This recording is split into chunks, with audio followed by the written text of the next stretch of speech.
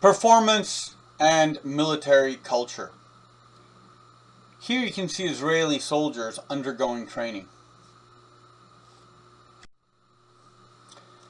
A critical question is, what explains why the soldiers of some societies fight better than the soldiers of other societies? Now, historians of military history have long observed that the soldiers of some societies fight better than others, and their evaluation, and there's one by Dunnigan in your text, are generally subjective, but they're worth consideration. Here you can see countries evaluated in terms of their rank of power, but what Dunnigan does here, he also evaluates in columns going from left to right. He looks at leadership, he looks at experience, he looks at tradition, and these are intangible variables that affect how efficiently militaries operate. In terms of tradition, Dunnigan gives very high ratings to West Germany, to Turkey, to Finland, and you can see some of the countries don't have a lot of traditions, especially the post-colonial states of Africa.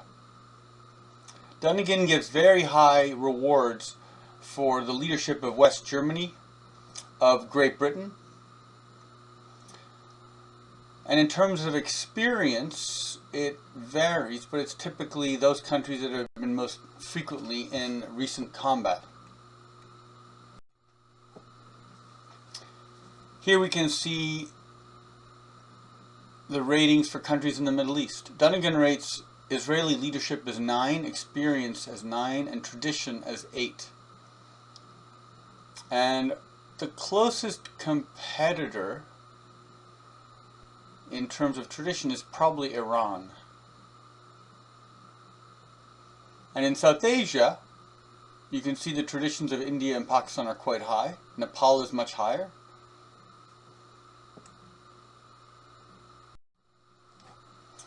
And here you can see Dunnigan's evaluation of the US in the context of the result of the Vietnam War, in which the US did not perform very well. You can see here, peculiarly, Canada's got a stronger military tradition at a 7 than the United States, which is at a 6.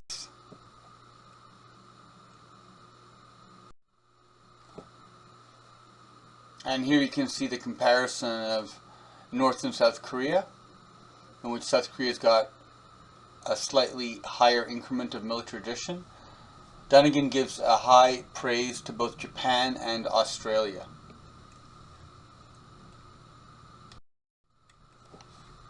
Now, the way that Dupuy went about his calculations of the CEV, the combat effectiveness value, is his research used various factors to predict outcomes in battles, and it was sort of a form of a curve-fitting equation. He would run the equation over and over again until it fit and could make the predictions that he had in his data set. And so he was seeking to maximize the number of explained as opposed to unexplained cases. Now, the difference between the explained and unexplained, or predicted and found, is the residual, basically the difference.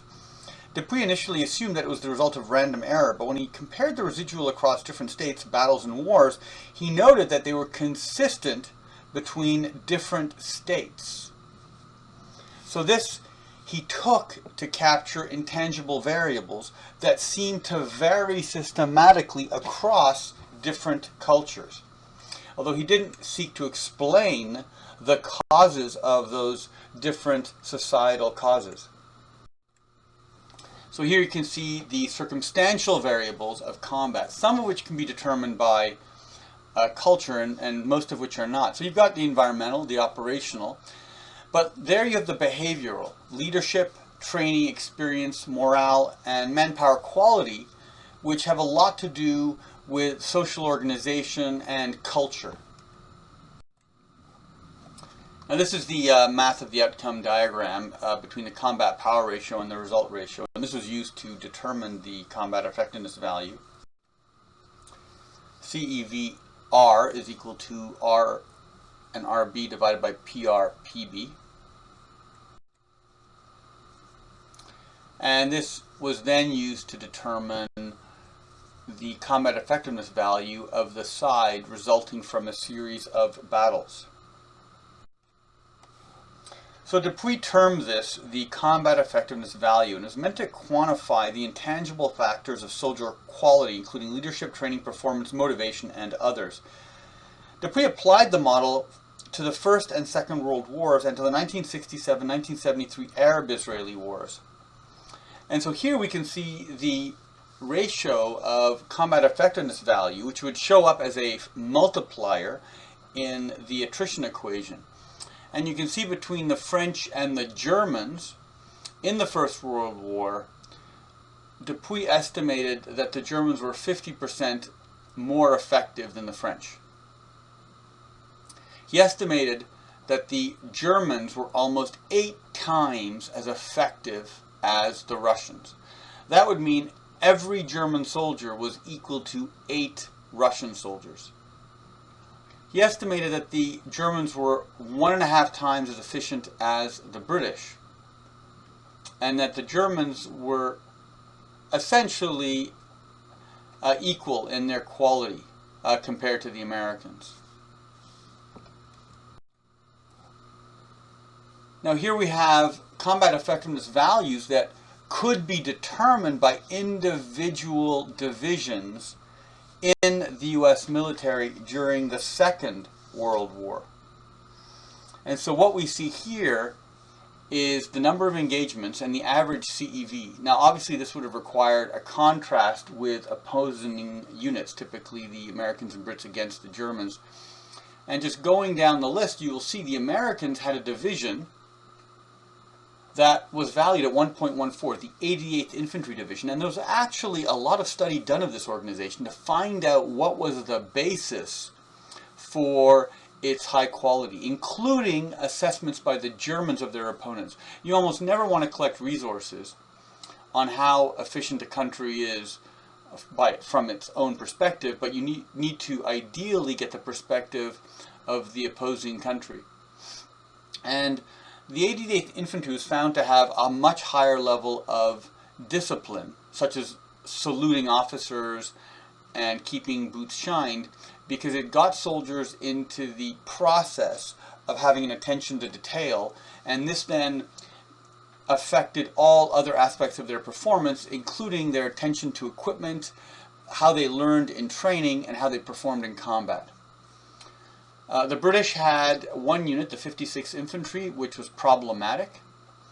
And here you can see its low combat effectiveness rating of 0.6. And then you've got a variety of German units. The Hermann Goering Panzer Parachute Organization, the 94th Infantry, the 11th Panzer. All these units performed very well, but there were also German units that performed below average. Here you can see an assessment between Israeli and Arab forces in the 1967 and 1973 wars.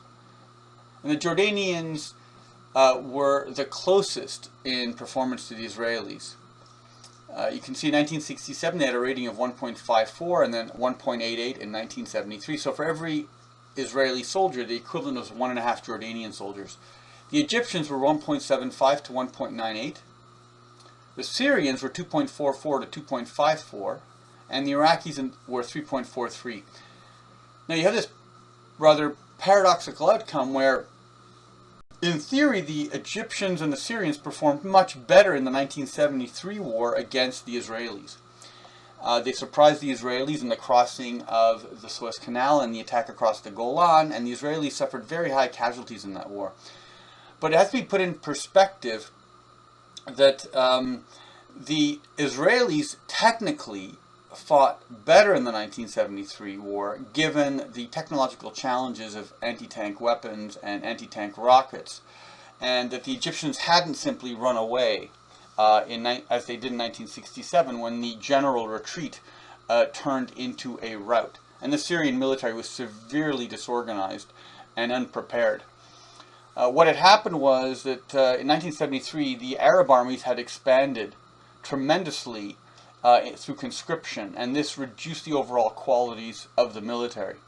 And it's these larger militaries that caused a severe pressure on the Israeli force. But in 1973, the Israelis were able to master the application of combined arms warfare, which they had not in 1967. And this allowed them to break the technical advantages that the Israelis had acquired, that the Egyptians had acquired with anti-tank weapons against the Israeli tank forces. So the explanation then becomes, given that these values were found to be consistent between wars and even across generations, which was suggesting that there were factors specific to the way that societies were organized that produced these variations in effectiveness. So from a military training interest and from the design of society interest and education of the citizens' interest, it would be useful to know whether soldiers can be made and fashioned to be more effective. Now, this is a very traumatizing issue. Almost all people, when asked to assess the quality of their soldiers, will generally try to focus on what they think are the moral qualities. And most people value their culture in such a way that they would rather die defending their culture than to surrender their culture and learn a new language and have a new religion. In reality, almost no one fights to the death on these issues. People are more likely to convert religion and change their values and their behavior. And this is actually a traumatic thought. People are afraid to think about losing their culture and the fact that it is a possibility. So it's not often considered. It's painful that almost every culture has a traumatic defeat. And typically the explanation becomes one of morality, which is we became immoral, we became decadent, we became weak, we became materialistic, we abandoned our culture, our gods, our traditions, we forgot our culture. But typically this supplants a close analysis of what the enemy did. And people don't study the enemy, except in a conspiratorial sense, because they're afraid of perceiving, again, the feeling of weakness. So, it's not uncommon for the Chinese not to really understand how the Japanese defeated them, or for the Soviets to look at how the Germans defeated them on the battlefield, or for Arab states to examine how the Israelis have defeated them in a number of wars, or how Great Britain lost the War of American Independence, or how the Hungarians were so rapidly defeated by the Mongols, or how the Pakistanis were stopped by the Indians in 1965, or how the Armenians were defeated by the Azeris, or how the South Koreans were overrun by the North Koreans, or how the South Vietnamese were defeated by the North Vietnamese, or how Mexico was invaded by the U.S. In the middle of the 19th century, or how Iran was so easily defeated by the English and the Russians in both the First and Second World Wars during the occupation.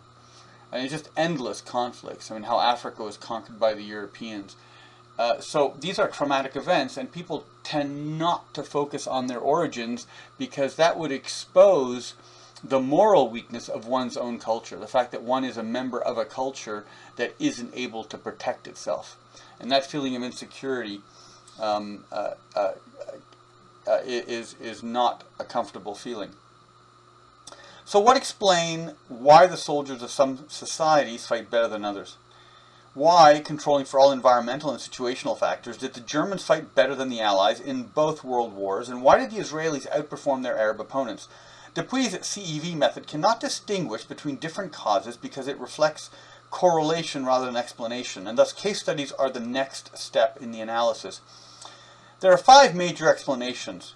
No single of these factors are preeminent, as there are plenty of counterexamples for each, but each of these plays some role for every military in some order. These will be evaluated in the context of relative German and Israeli combat performance over their opponents. Here you can see Japanese youth in training while still at school in the lead up to the Second World War, and you can see the Selous Scouts, who were the most efficient anti-communist patrolling unit in the Rhodesian Army in the 1970s. Now, just to give a backdrop of the source of the analysis that we're going to do, much of it comes from sociological studies that are more typically European. Wargamers generally recognize that simulations won't work unless you have some factor accounting for this great divergence in culture that affects combat performance. However, in countries like the United States, which are liberal and multi-ethnic and have immigrant societies, official government organizations do not like looking and creating evaluations that are quantified for differences in cultural combat performance. So the Pentagon is very good at evaluating firepower by taking an operational look at a weapon and then counting how many and attributing a unit with having that much power based on the weapon in a WEWOV type of analysis that we saw on the lecture on operations research. But the Pentagon is not comfortable in saying there are this many soldiers from this culture and they're worth this much compared to soldiers of that culture. And so we can end up with a failure to assess the true likelihood of outcomes. Except in a private, subjective way, it's difficult to come up with systematic analyses. So there are 5 theories, and let's get into our first theory, situational motivation. There's a common belief that soldiers fight better due to specific circumstances, such as they fight better when they're defending their homes than when attacking another country. Now, the explanation is that soldiers are more willing to risk death to protect their homes, their families, their communities, their towns, their memories, where they bury their dead, where they get their food. The evidence is the Finns in the Second World War. They significantly outfought the Soviet invaders in 1939 and 1940, despite the fact that Finns numbered only 3 million, and the Soviets numbered close to 200 million. The Soviets were kept at bay, defeated, and paid enormous costs, and although the Soviet Union did ultimately prevail, the disparity in losses and the terrible losses in Soviet military equipment put the average Finn as equaling at least 10 Soviet soldiers. There's a great many factors here. The Finns were fighting for their national survival. And the Soviets were simply trying to expand a safety zone around Leningrad because they didn't want the Finns to be within artillery range of the city. The Soviets were conquering Karelia and territories that were part of the Russian Empire once, but Finns physically lived on that land. And so the Finns fought very hard. The army, near the end of the conflict, actually recommended a ceasefire and some sort of agreement be made with the Soviet Union. But it was actually the civilian government that held out and didn't want to concede, despite the Finnish army trying to come to a negotiated solution. Now, there's a lot of counter evidence for the assumption that the situation has an effect. Germans consistently outperformed all of their enemies in both world wars, and the Germans were clearly the aggressor and the conqueror, seizing the homelands of other peoples. So it could be that the Germans were equipped with a nationalist ideology which justified the conquest of other people's territory. This is consistent with the British creation of empire and colonies in Canada, the United States, Australia, New Zealand, South Africa. It's consistent with the Vikings glorifying conquest of other people's territory, or the Japanese expansion in the World War II. I mean, these have sort of divine elements and elements of manifest destiny, which is that providence somehow favors one culture over the other. Another bit of counter evidence is that the U.S. seemed to be outperformed by the North Vietnamese in the Vietnam War. Now, however, the U.S. fought better than North Vietnam. We know from the kill ratios that the U.S. inflicted a lot more losses. The U.S. suffered 42,000 combat deaths. The remaining deaths were accidents and disease. The South Vietnamese, the Army of the Republic of Vietnam, suffered about 200,000 dead. And North Vietnam suffered 1.2 to 1.3 million dead in terms of their North Vietnamese soldiers and the Viet Cong. So there's sort of it's a difficult divide. I mean, the South Vietnamese fought worse than the North Vietnamese for their own territory. But it's a difficult definition of what was their own territory. I mean, the North Vietnamese achieved independence and were holding on to it jealously to the extent that they would have supported any strong government, including the communists. And the North Vietnamese promised unification where the South were not pursuing it. And the South was a divided society. You had a Catholic comprador elite left over from the French administration, where the North was centralized. And even though it was communist, it accentuated Vietnamese values. The third counterexample is the 1948-1949 Arab-Israeli War, the Israeli War of Independence, and the Palestinian Nakba. The Israelis outfought the Arab invaders from Lebanon, Syria, Jordan, and Iraq and Egypt, as well as volunteers from other countries, as well as the Palestinians. The Palestinians were defending their homes, where they had lived for a very long time. There are certainly many Palestinians who were migrants from outside, like Arabia. The Israelis were more recent immigrants. And the fighting and the confrontations began before the Israelis were severely reduced in number by the Holocaust that occurred in Europe under the Nazis. So that was not a motivation. So the Israelis had a Zionist interest in reestablishing themselves in Palestine to create Israel, and they consistently outfought the Arab populations. Now, there is some variation there. You have Arab communities as a part of Plan D that were expelled from Israel, some at gunpoint, some with violence, some in which the Israelis were assisting their removal. In the north of Israel, you had the Palmach militia, and you had groups in northern Israel who were less sympathetic to the Zionist cause of expelling all of the Palestinians. And so you had Jewish families aiding Palestinian families not to flee.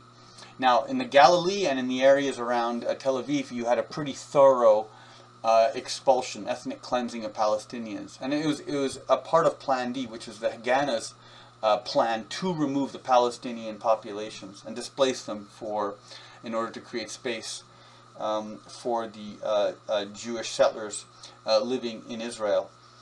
So here we have a problem, which is that the population that was there longer, and that in theory had the greater numbers and the longer claim in terms of centuries for the land, were outfought by a community that had a very old claim going back about 1,800 years, and that they ultimately prevailed.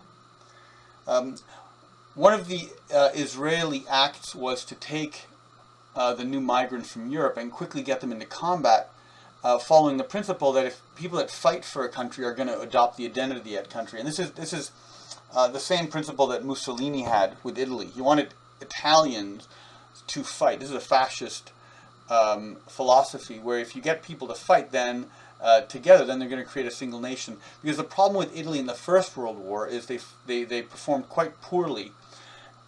Because you had essentially a multilingual army, because every part of Italy had its own dialect. And while Italy was unified from the pulpit by priests reading Latin, and that was the common language of nationalism in Italy, when World War I came in the north, you had different Italians moving out of their communities and fighting a common enemy. And so in theory, it could work. You can create a common nation by having people fight together. And in Israel, it worked. In Italy, in the Second World War, it was not enough. And it broke Italy apart to the point where it surrendered when the Allies landed on the Italian boot. So the evaluation is that the situational motivation seems less important than other factors. The second hypothesis is organizational factors. States that organize their militaries in accordance with human nature and technology perform better than those that do not. Although human nature is relatively static, insofar as a species is static, and you have different personality types that fit along a bell curve, changes in technology interact with it to require changes in its organization. So let's take a look at the first case, German military organization. Prussia's defeat by Napoleon at Jena in 1805, which was a pretty resounding defeat of Prussian arms. And it should be indicated that the Prussians under Frederick II fought very well in the 7 Years' War. It was essentially Prussia against Russia, Austria, and France. And with the backing of England, the Prussians prevailed because of very superior leadership and excellent drill and discipline in their soldiers. But against Napoleon, the Prussians lost their edge and were repeatedly defeated. So, the Germans, the Prussians, restructured their army under Generals Gneisenau and Scharnhorst. Germany provided flexibility and initiative at the higher levels of command. Under Field Marshal Helmuth von Moltke the Elder, the Prussian army introduced further reforms to facilitate command flexibility, which ultimately involved, in their zenith, in the tactics of the First World War. German doctrine emphasized the primal unit, high levels of discipline, and junior leadership initiative, as these permitted maneuver warfare, and they adopted an organizational form to make this possible. Now, Allied attempts in the First World War and the Second World War continuously lagged behind German doctrine, and their performance suffered as a consequence. They lost more battles, they suffered more casualties. Allied forces tended to be less well-disciplined, less organizationally flexible, and had less concern with creating primal units. So even in a country like England, which was cohesive, and it had a good reputation for performing as well as the Germans did in the defense, the British were just not flexible in the offense. And the US was a multi-ethnic society. Sometimes they fought well against the Germans, but other times at the Battle of the Kasserine Pass, and just generally, their soldiers didn't equal the performance of their German adversaries. Now, let's take a look at another case. So the case of Israeli doctrine. Israeli doctrine emphasizes initiative and aggressiveness. It lacks the ability to form primal units because of its reserve army.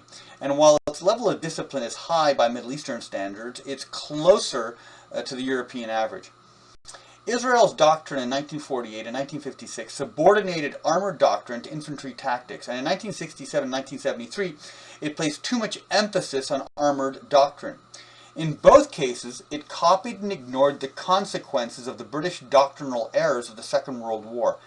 This was probably the result of the fact that the nucleus of the Israeli army was made up of veterans of the Jewish Brigade, a Commonwealth formation that fought in Italy during the Second World War.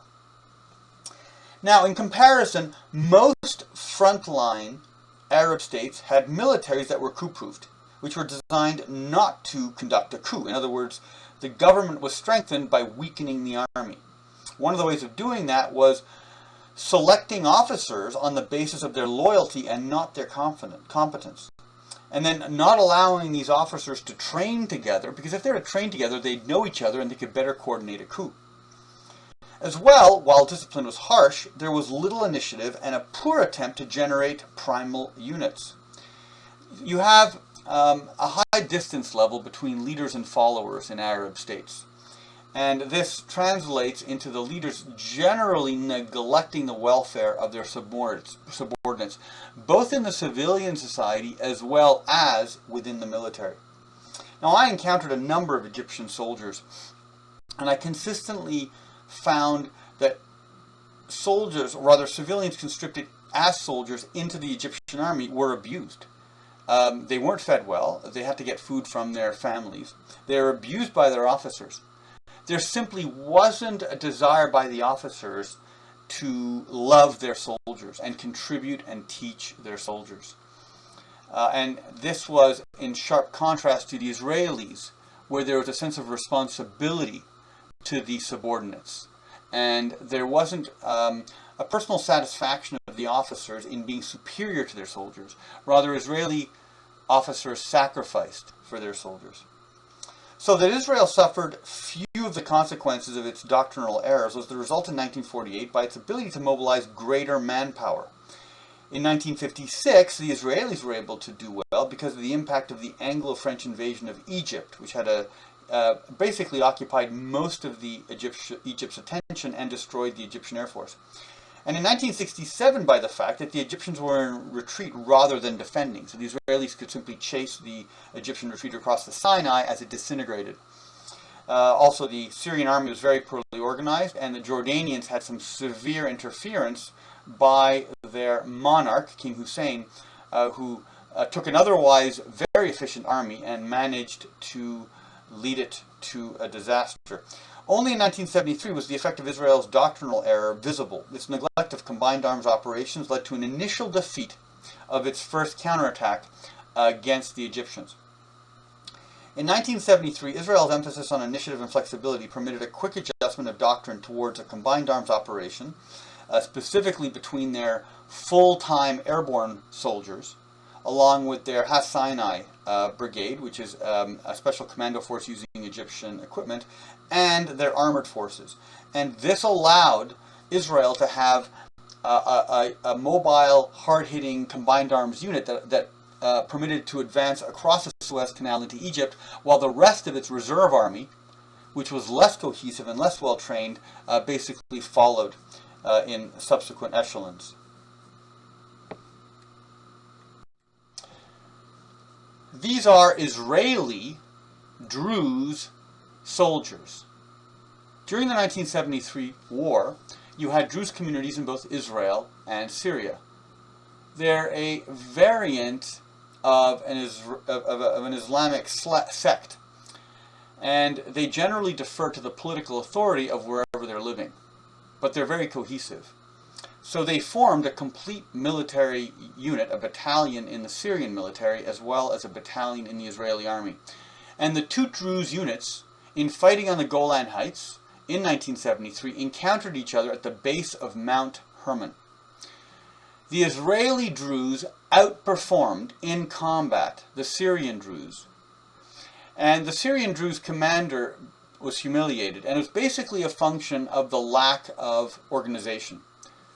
The Israeli Druze could draw upon medical evaluation, artillery support, air support, could communicate with flanking units, received very good training, received attention from the senior leadership, received good equipment.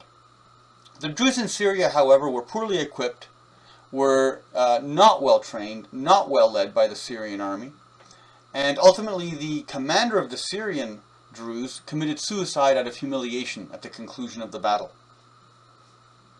So here we have a subculture within different organizations performing differently. Now here's a third case of a profound social reorganization. In 1876, at the Battle of Izan Luana, 20,000 Zulus maneuvering with limited surprise, but mostly as a function of the exploitation of the ability to maneuver within the terrain that was available, defeated 1,300 British soldiers armed with rifles. As the Zulu had few firearms, the British would usually have been successful. However, Shaka, the Zulu king, created a responsive command structure and introduced harsh discipline to ensure it was followed in his military organization called an impis. In combinations, these made it possible to defeat the British. The important observation here is that the transformation was deliberate sociological engineering by Shaka. Now, what happened in the creation of the Zulu was you had Xhosa tribes, and these were refugees from previous defeats of other tribes, and this refugee group mixed with other non-Xhosa people. And so you have a multi-ethnic community. And this multi-ethnic community underwent a technological change as a function of its society. In order to survive, they needed to change. So they rejected the ritualistic village conflict performance, in which if two villages didn't agree. All the spearmen would come out. They would throw spears at each other at a long distance. 2 or 3 people would be killed. And the elders and the religious leaders, the witch doctors, would come to an agreement over who won, and then the concession would be made to the winner. The Zulu cut the spear in half to make it a stabbing spear, and trained their soldiers to approach the enemy and kill them directly. And so it was a complete shock to these other villages that the Zulus would sweep over them very, very quickly. But Shaka did a lot more than that. He reformed Zulu society. In order to be married, men first had to do their military service, a long military service.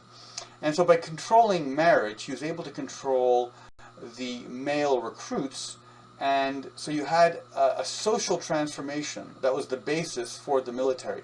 And this led to a very high level of cohesion, and the Zulu performed a very high level of performance, even defeating the British without the advantage of firearms. So let's take a look at a fourth case.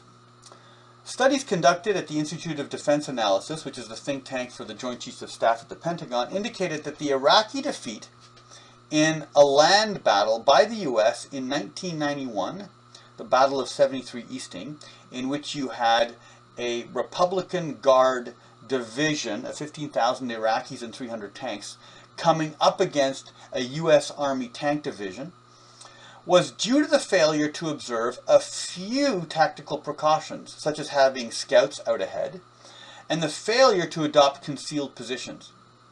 All of these were the result of inferior Iraqi military procedures and organization, and not the problem of the technology. And also the practices within the organization which discouraged innovation and initiative. So if you look at the chart, we have different scenarios that were run. And you have statistical outcomes of the mean, which is basically the average outcome in terms of U.S. armored vehicle losses.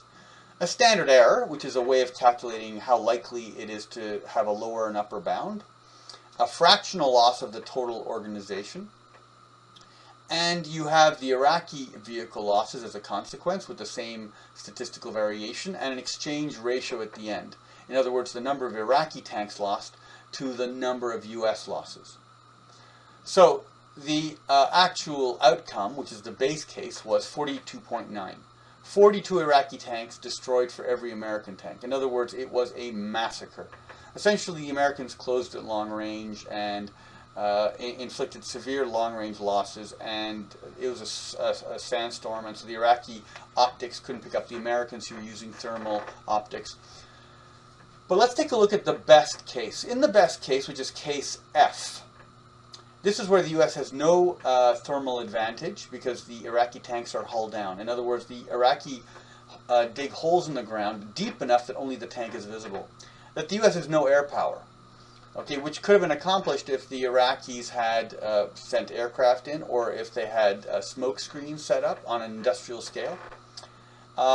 And if other Iraqis were corrected, which is the scouting and the emplacement of the tanks in the correct position to receive the American attack. In that instance, it would have been a 1-to-1 fight in terms of losses. In fact, the Iraqis would have lost slightly fewer tanks than the Americans did. And ultimately, that was something that was entirely correctable, and because the Iraqis failed to make that adjustment, they were severely destroyed.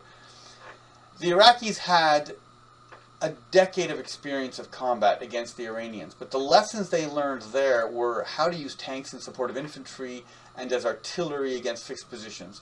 It was basically a war of attrition. There was no attempt to engage in maneuver, in part because Saddam Hussein was a civilian dictator, not a military man. He relied on a political party that had a totalitarian control over society, and he had a special party guard, the Republican Guard, which protected his government. And that organization's goal was, like the SS in Nazi Germany, to protect the government against the army. The Iraqi army itself was less well equipped, although far more numerous, and not allowed to innovate, and under very close supervision. The Republican Guard was there as a political guard, and were not trained to engage well in combat. And you have similar cases with the German Schutzstaffel. They were highly motivated soldiers, but they were technically less proficient than the Fallschirmjäger and other long-service German professionals in the army. Essentially, in almost all cases, an apolitical army will outperform a politically motivated party military force. Here you've got the outcomes of the different losses, and you can see the U.S. losses in black and the shaded losses for the Iraqis, and you can see case F, where the U.S. would have done significantly better. So let's take a look at hypothesis 3. There in the corner is Japanese General Yamashita, who was found guilty of war crimes, but he was by all accounts an excellent leader in taking care of his soldiers, in demanding from his soldiers a high level of performance, and in excellent generalship on the battlefield in general. So here we have the focus on leadership, but also selection and training of leaders. This hypothesis argues that the selection and training of officers is key, as these are the individuals that determine organizational factors and that lead the soldiers in combat. By extension, the quality of the non-officer soldiers depends on the quality of their leaders. Good leadership is the ability to get others to implement one's orders. The principle of leadership is leading by example, and that means from the front in battle, and living by a higher standard than the soldiers you lead, demonstrating concern for the training and welfare of one's soldiers, sharing their suffering by fully participating with them, demonstrating tactical competence, knowing how to balance rewards and punishments, anticipating human nature, and being engaged with the soldiers for a very long time. Now, selection of leaders is subjective. It takes time, and it's based far more on character than it is on raw intelligence. So let's take a look at the case of German leadership. The average German officer demonstrated most of the qualities of good leadership in the First and Second World Wars, as well as the War of 1871 against France. But there were exceptions. It took up to a year of continuous selection and testing for the Germans to commission an officer. Applicants were often rotated through combat in the process of their training. Their priorities were that an officer display all the qualities of the prevailing doctrine, demonstrating initiative, iron self-discipline, tactical competence, and a practice of continuous training when not fighting. In battle, German officers were to lead from the front when required. The consequences were that German officers had the highest casualty rate in the German army and lost a lot more of their lives and were wounded far more frequently than their subordinates. And the result was that they outperformed allies in battle, particularly the Soviets, but also the British and Americans and Canadians during the Second World War. Now, German officers were also highly politicized and were the chief venues of this politicization. Omar Bartov wrote an entire account describing the ideology of the German invasion of the Soviet Union as almost a holy war, to the extent that the Nazi Party was religious. Now, there is some evidence to the contrary, but the highest performing German units were those that had the greatest proportion of their soldiery politicized, and thus this leadership of politicization in the form of a motivation was a very important ingredient. Now, the People's Liberation Army today in mainland China and the Soviet Army at the time had a dual system of military leaders, and you had political commissars on the side. Now, the German army in the Second World War didn't have Nazi political commissars. In general, you had German nationalism, which had some significant overlap with Nazi ideology. And so this was transmitted by the officer in most cases. Now, there are some authors like Schills and Janowitz who argue that the Germans were not primarily motivated by ideology, but just by the primal unit and the love the Germans had for their fellow soldiers, their community, and their country, broadly stated. Now, in contrast, Italian and Allied officers did not meet as many criteria of good leadership. Italian officers were abusive to their subordinates and neglected training. After German General Rommel obtained authority from Italian leader Mussolini to select and train Italian officers, Italian military performance increased markedly. There was a confrontation between Rommel and the chief of the Italian military, and the chief of the Italian military said Italian soldiers don't need training. They just like music and good food.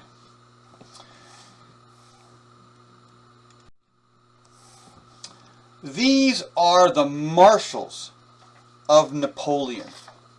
And it's important to highlight the difference in their personalities. It really is quite remarkable. Napoleon created an efficient military system, not because he had a view of what the good officer was, but because he could integrate different kinds of personalities within his military. And all of these individuals were almost completely different. Some were tactically brilliant. Some were tactically incompetent. Some were great at logistics and bad at logistics, good at administration, bad at administration. Some were fantastic at artillery, and others were good at leading infantry. More has been written about Napoleon's marshals than of any other group of marshals, including the marshals, the generals of the First and Second World Wars, because it's such a fascinating personality study. Probably the least intelligent man here is in the middle extreme right, Murat. Napoleon had a very sharp sense of humor, and his insult of Murat was, "Here's a man who goes to war without ever using a map." Murat was possibly the greatest cavalry leader of the Napoleonic Wars. He had an instinct for when to charge, when to maneuver, when to flank. His soldiers followed him because of the example of his bravery and his incredible cavalier charisma. He was extremely difficult to defeat. But he was completely tactically incompetent. He didn't know when he should maneuver, how he should support the army, what his position in the battle was. And so he basically had to be given a direction and a front to attack by Napoleon.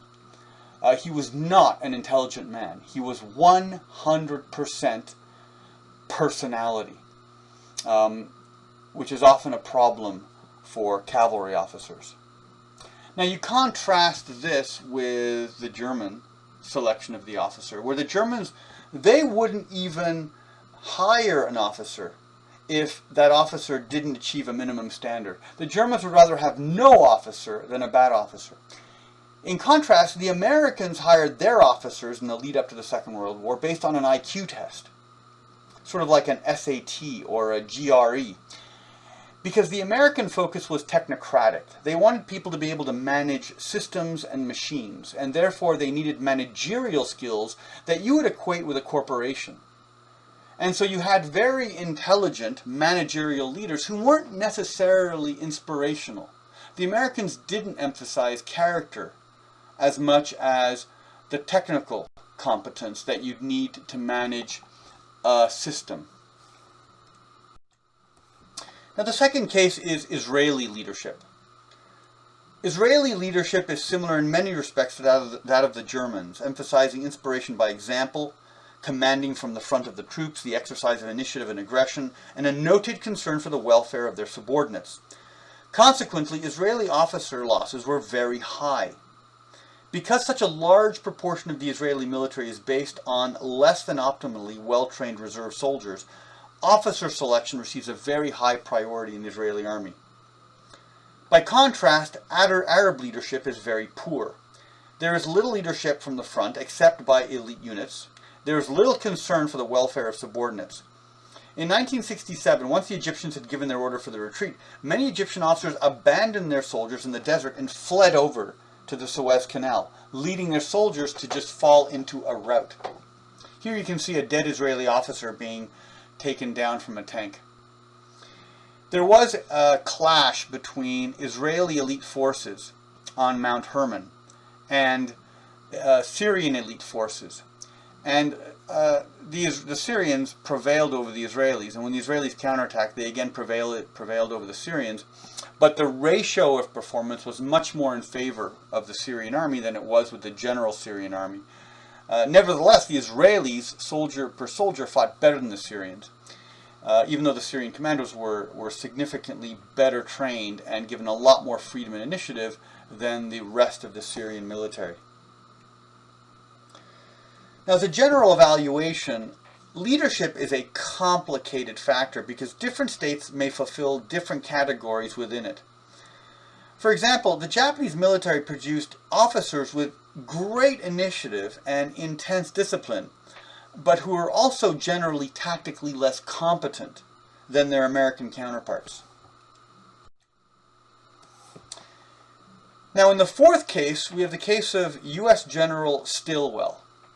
During the Second World War, the Japanese invaded Southeast Asia, and 50,000 Chinese troops of the Kuomintang were trapped, essentially within India.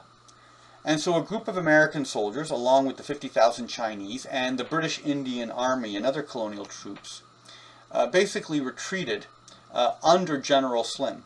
And General Stilwell lobbied for and got supplies to retrain these 50,000 soldiers. And he created 2 divisions. Now, there are a number of issues. First of all, the nutrition of the Chinese soldiers changed, and they all increased significantly in weight. They received the same American equipment as possessed by the U.S. Army, and they were trained by Americans using American techniques. And the result was a significant transformation in the performance of the units. These Chinese units that were being routinely defeated by the Japanese, which, when they invaded Burma under General Slim, they consistently outmaneuvered, outfought, outled, outperformed the Japanese. And these were in complex maneuvers. At the beginning of the war, the Japanese maneuvered very efficiently. This organization outmaneuvered the Japanese. After the end of World War II, this unit became a political threat to the Kuomintang leadership because it was progressive, it was modern, and was a symbol against the corruption of the Kuomintang leadership. So it was deployed in the north of China to fight the communists and effectively abandoned in a siege where it was annihilated by a vastly superior communist force. So it shows you can take a culture, doctrinally train it, although training it took more than a year, and then you can completely change the quality. So the problem of China's military against Japan in the Second World War was not Chinese culture. It was the doctrine of the Chinese army, which is always fully malleable. Now, maybe the doctrine and the training that the Americans imposed was culturally predetermined, and in China that kind of training would have been constrained. So let's take a look at the fourth hypothesis, discipline. Discipline is a key factor enabling soldiers to perform despite the fear of death and to absorb losses in an attrition battle without reaching the breaking point. Discipline also stiffens morale through obedience to authority without necessarily undermining initiative. So we have this image of German soldiers as Nazis and totalitarian, and Hitler's yelling at everyone, and German generals are stiff and they're yelling at everyone. And that is a Hollywood caricature which is not true. Germany was politically less evolved than England or France, less democratic, lower per capita income. But its military always demonstrated more initiative. And this was a consequence of the trauma of repeated defeats at Jena and Auerstedt by Napoleon. The Germans committed to teaching initiative. So we have a typical view of the German officers abusing their subordinates, and this is absolutely not true. It's far more likely for Western armies probabilistically to suffer that level of abuse. Now, Germans are disciplined, but this is a discipline that carries over from civilian society. If you look at aspects of societies where there is very low crime, which occurs in the Scandinavian countries, in Germany and Holland and Switzerland, when you compare that, and Austria, when you compare that with other societies in the world, you have the same values in the military as you have in society, which is an attention to detail and a belief that when you commit a crime, it affects members of your own community. And so a reluctance, therefore, to commit those crimes. When I was in Japan, I was amazed at the complete absence of graffiti, because where I live in Montreal, we're constantly getting graffitied. So in Japan, the much lower crime rate, especially violent crimes, although not sexual crimes, which has a comparable level to Western countries, and a much lower amount of petty crime in Japan, clearly society plays a role in social restraint and discipline. When German combat units fight, you hear a lot of people yelling because the soldiers share information and yell it back and forth. You are, in fact, far more likely to hear a quiet military unit if you're observing a British or Canadian military unit. So ironically, more democratic England and Canada during the Second World War performed less democratically in the military than the Germans. That is a curious paradox. Now you can see here the Jewish Brigade in Italy in the Second World War. The Commonwealth created a unit within the British Army, and it collected Jews from many different nationalities together. These Jews had the goal of setting up a Zionist state. And so at the end of the war, this was then the core of the Haganah that led the war against the Arabs that were trying to stop Israeli independence. Many of the soldiers here come from Palestine and had participated as militia, both in the Palmach and in various terrorist organizations like the Stern Gang and Irgun, and they served as militia protecting Jewish communities against the uprising of the Arabs in 1932 and 1933 when they tried to attack and expel the Jewish communities. Now the Paraguayans in the 1867 Lopez War in South America, in which the Paraguayans fought against both Brazil and Argentina and Uruguay at the same time, indicated a very high level of performance. The Paraguayans fought until 80% of their male population was killed. And then when the country was overrun, they continued a guerrilla war. Very rarely, and in fact never, do societies fight to that low level of numbers and continue resistance. Now the reason the Paraguayans did is in the end of the 19th century, slavery was still legal in Brazil. And so there was the fear of the prospect that these populations, which were a mixture of indigenous people and white immigrants, that they would be enslaved. And so they fought to the death. And it's an example of a society under an aggressive leader, Lopez, who was very good at leading his soldiers with inspiration that kept the resistance to go so long. Now the Japanese during the Second World War were also highly disciplined, which is constantly manifested by how aggressively they carried out their orders and the fact that they basically never surrendered, at least fighting against the U.S. Now, the Japanese that were fighting in China were on occasion defeated. At the Battle of Changsha, and there were 3 battles of Changsha, there was one encounter where the Japanese attacked a smaller Cantonese force that was superbly led by a Chinese Kuomintang officer, and they defeated the Japanese. So the Japanese soldiers were very good in China, but they were certainly not invincible. The Japanese fighting the Americans on the Pacific Islands were, many of them were SNLF, Special Naval Landing Force, and these are elite, highly disciplined units, probably the best soldiers in the Japanese military. And there were other Japanese army units that were experienced in China, and this gave them a critical advantage at the beginning of the war against their American, English, and British Indian opponents.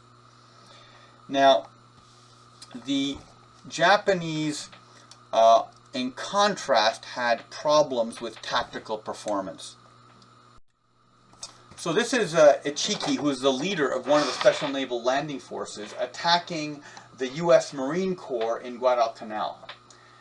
You had 900 Japanese Marines. They landed from a ship. They attacked the Marines at a location called Tanaru, And this is actually represented in an HBO film on sort of the Band of Brothers equivalent of the American experience in the Pacific War. They actually show this particular massacre quite accurately.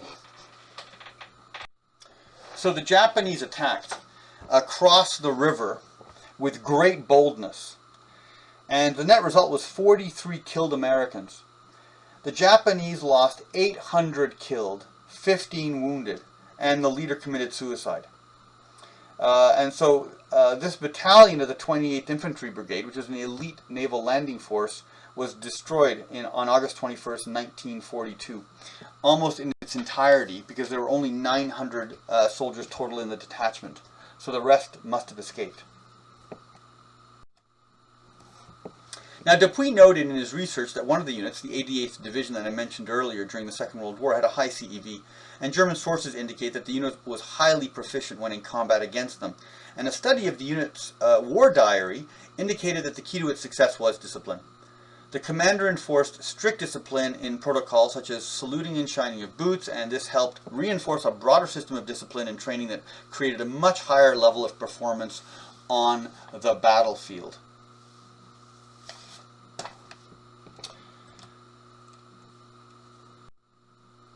So these are some of the values that characterize the 88th Division: aggressiveness, attention to detail, strict discipline, inspirational talks and messages, a personal presence in the front line by the leadership, being sure subordinates had what they needed to do the job.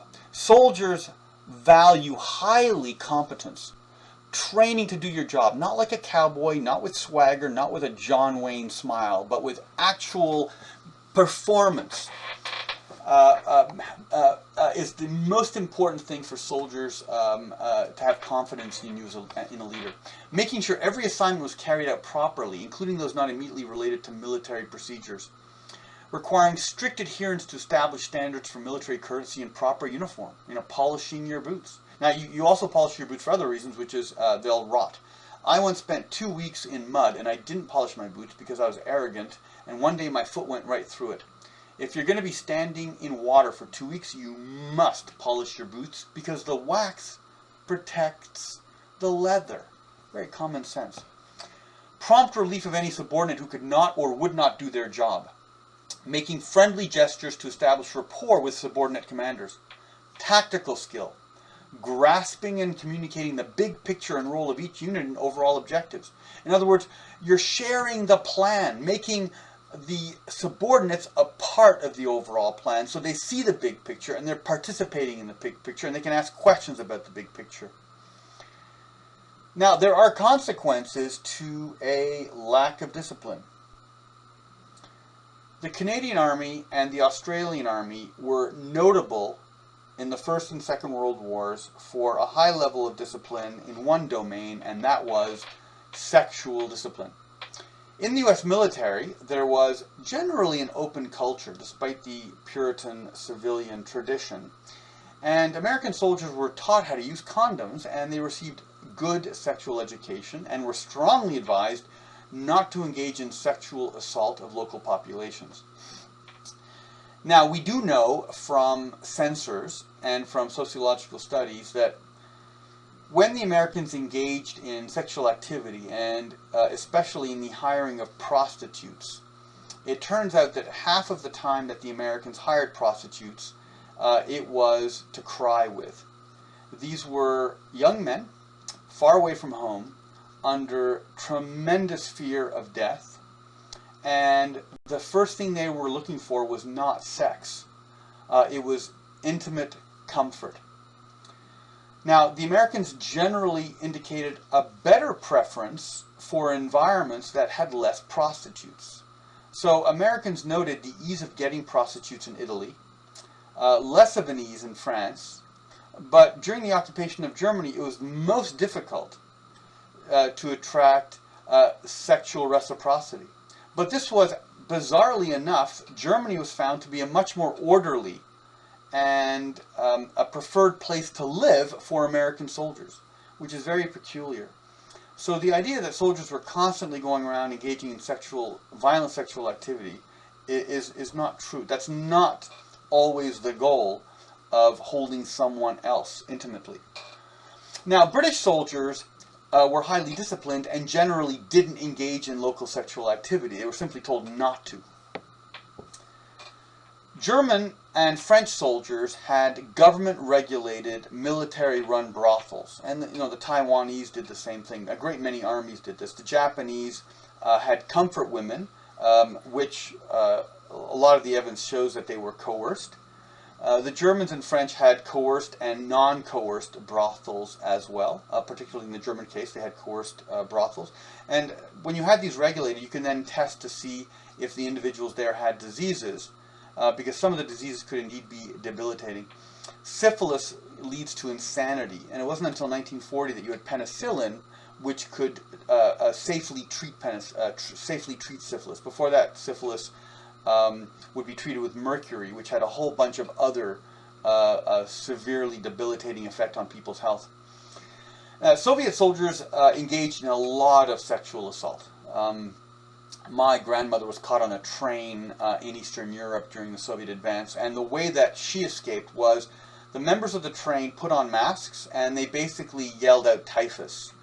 And so when the Russian soldiers approached, and they were killed in large numbers by the diseases caused by the privation of the German invasion, they basically took a long detour around that train filled with people pretending to be infected with typhus.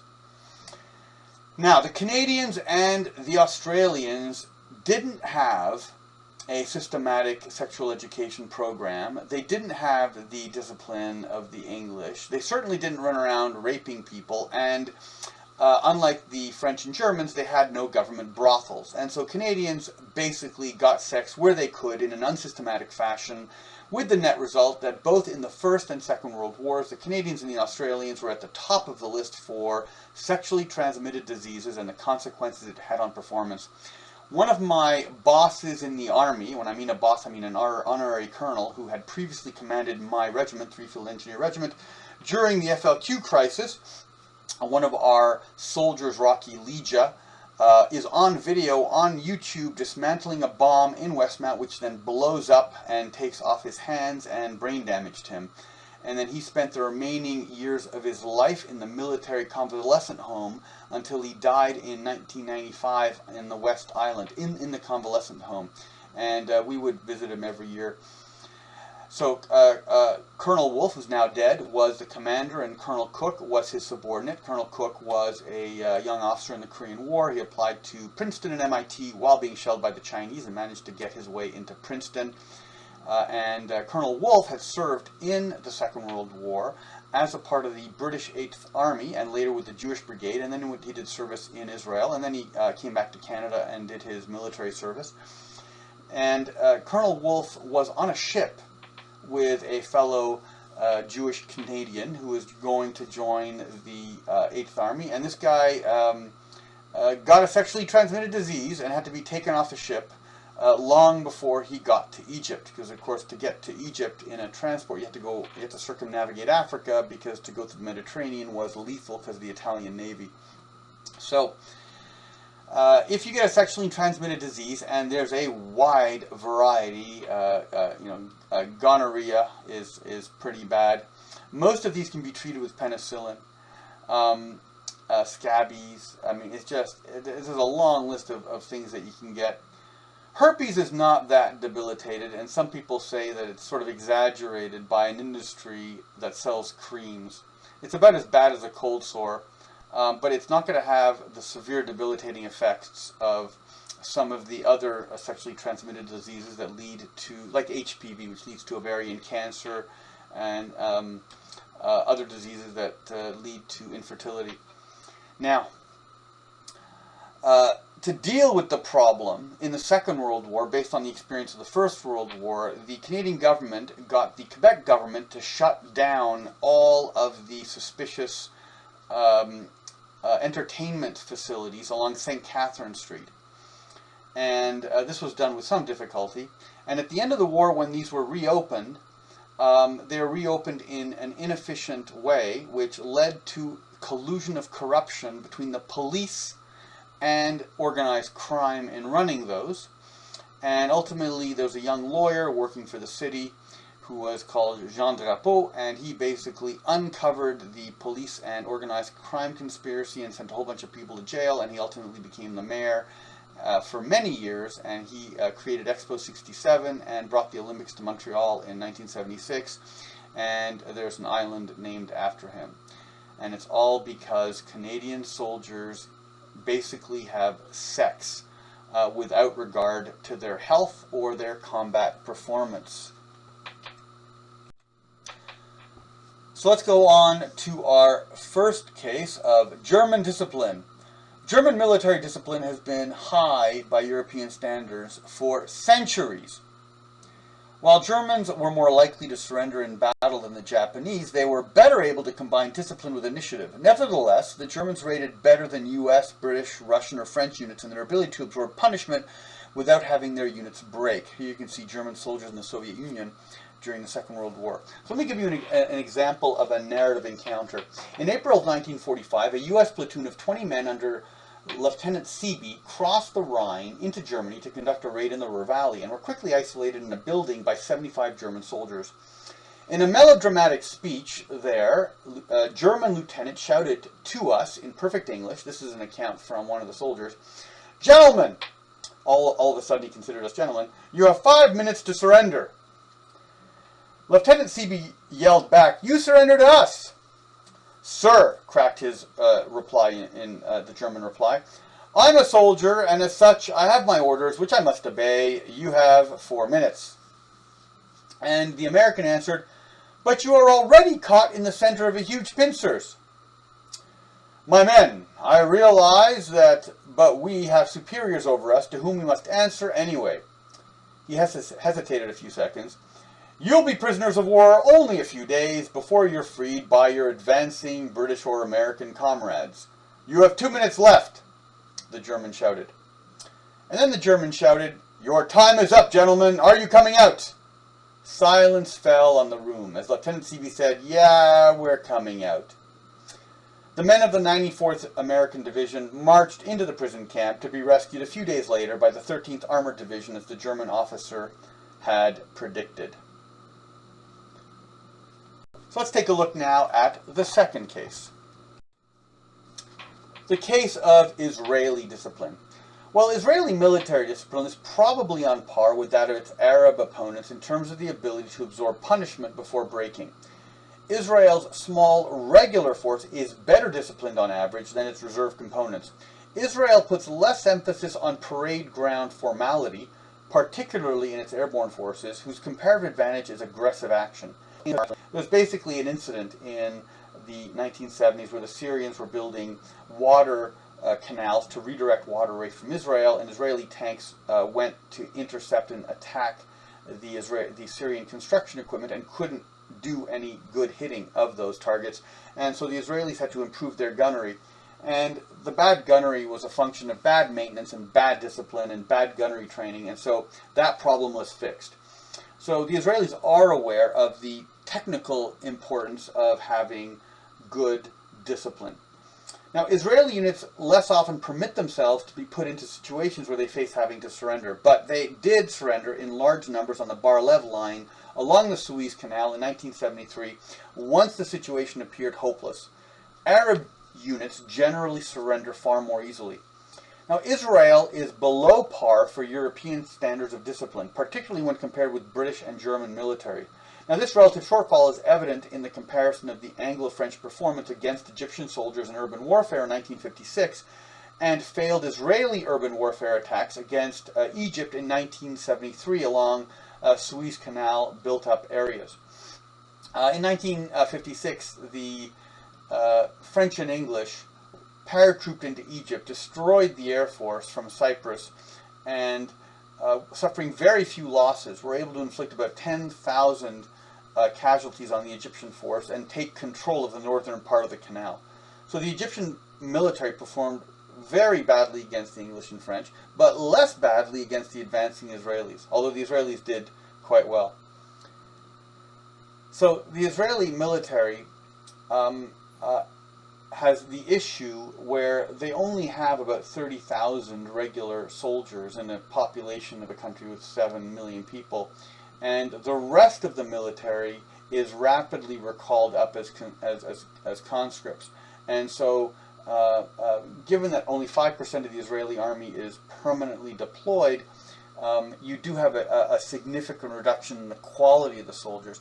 And in 2006, this was reflected by the neglect of combined arms operations. The Israeli armored force drove into Lebanon and, supported by Israeli infantry, were not able to stop Hezbollah anti-tank crews, which would have been stopped if the Israeli infantry was more aggressive or better trained on coordinating operations with the tanks.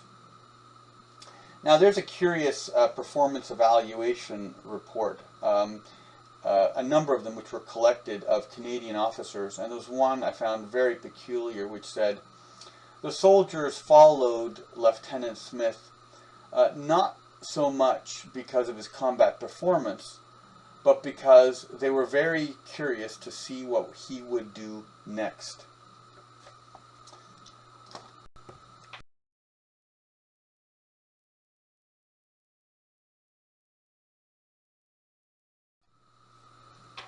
So here we get to the fifth hypothesis, which is one that's fairly extensive, and it's the hypothesis of social culture. And this one is very complicated because there's many dimensions to this. Now, this hypothesis argues that it is the underlying social culture of a state's population and soldiers that explains the relative level of performance.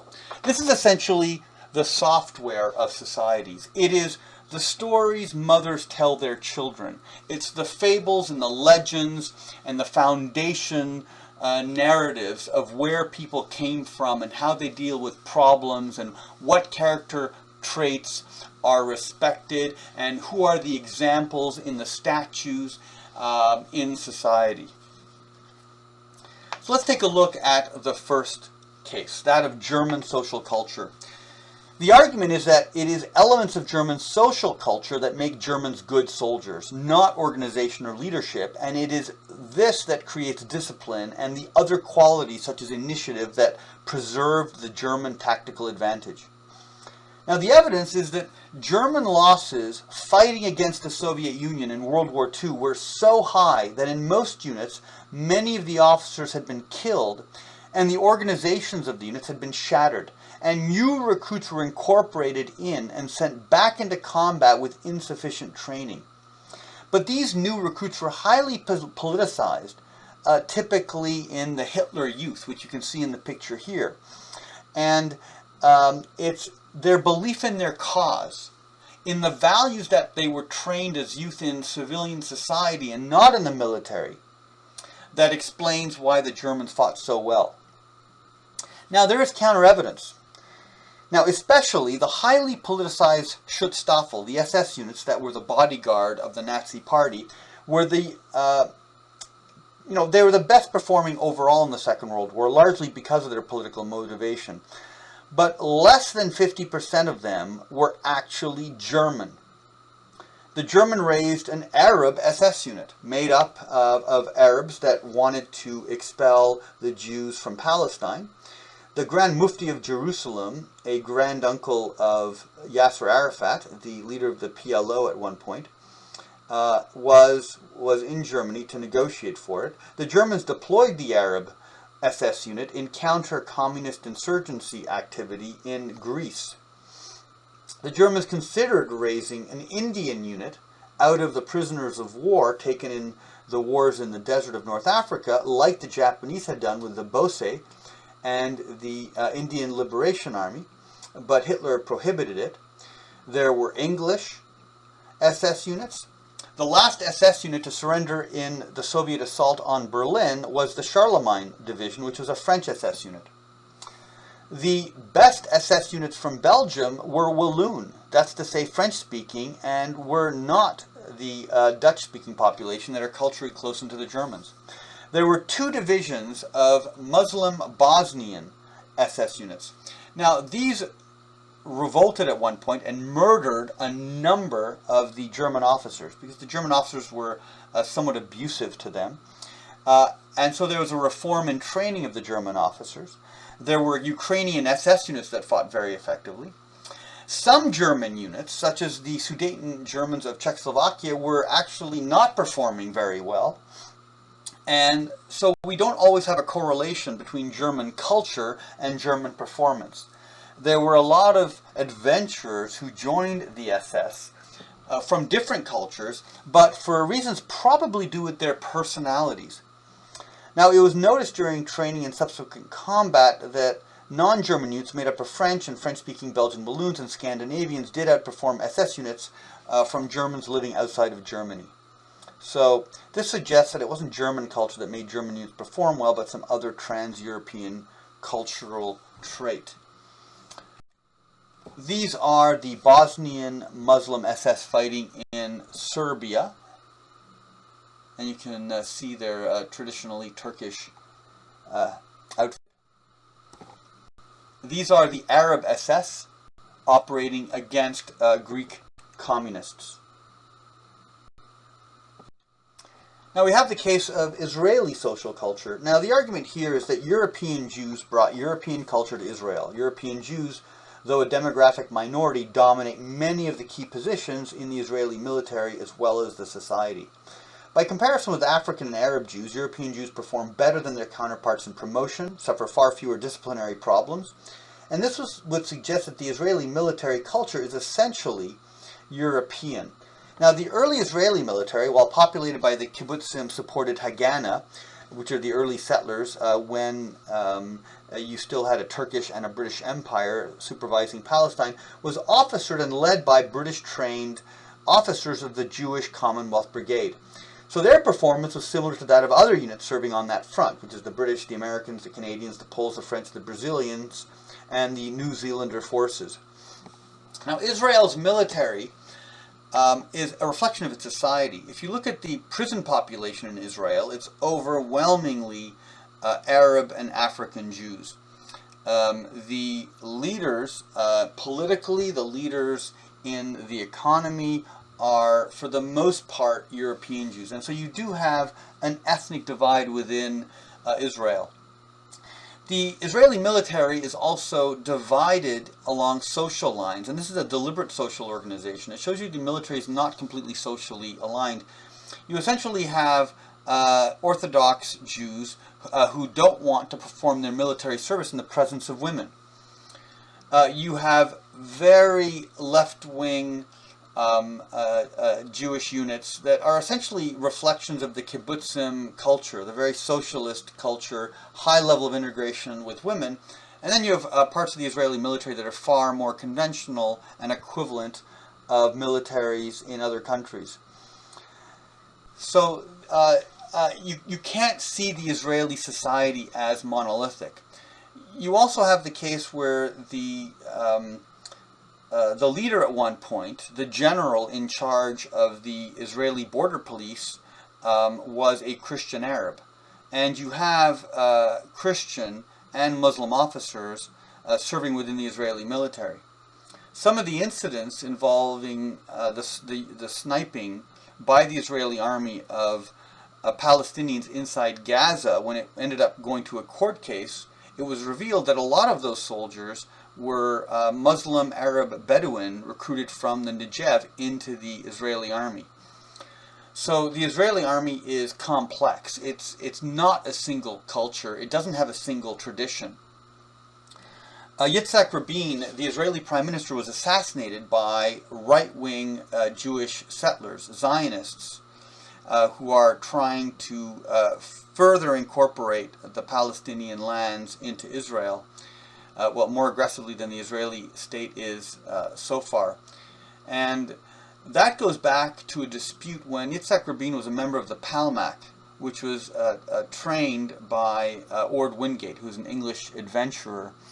And they had a much more liberal view of cohabitation with the Arabs. And the Palmachists weren't as aggressive in expelling the Palestinians during the Israeli War of Independence under Plan D.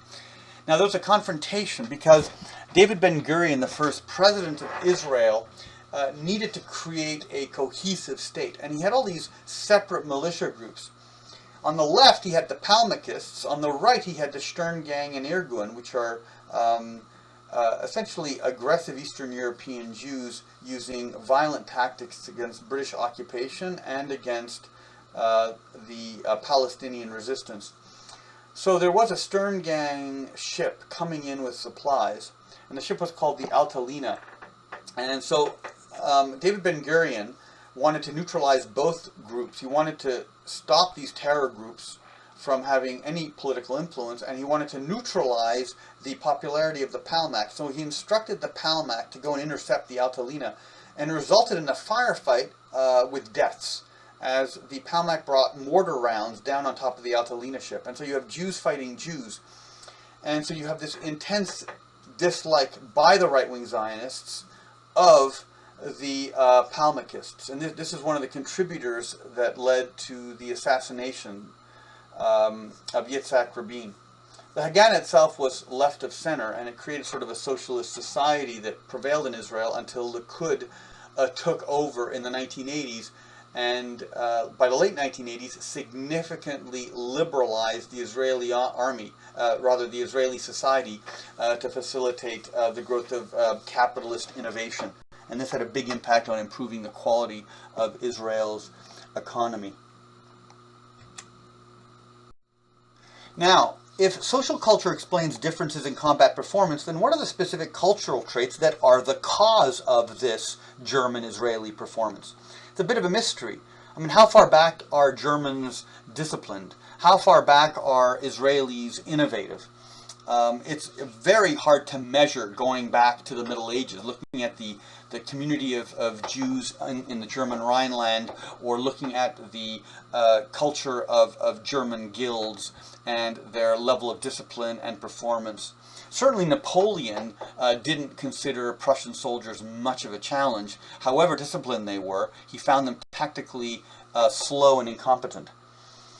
So we have a proposal of a number of cultural traits. Cultural trait number one: both Germany and Israel have had well-educated populations relative to their opponents. This advantage in human capital gives a significant multiplier effect in the ability to operate modern technology.